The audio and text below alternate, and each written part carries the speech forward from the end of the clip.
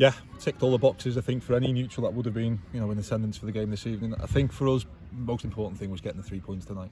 Our form has been a little bit erratic in terms of the league, and tonight we played probably the best team that we've come up against in Prestatyn Town. I thought they were very good, but we rose to the challenge. We battled really well, and we've come out on top. I think the disappointing thing is perhaps we haven't played the way that we can do at times, particularly in the first half.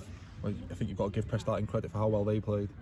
But I think in the second half it was a bit of a different story, and I think we were a little bit more disappointed that we didn't win the game by a larger scoreline towards the end. But again, it's a Friday night, it's under lights in front of a large crowd, and we're happy with the 3 points.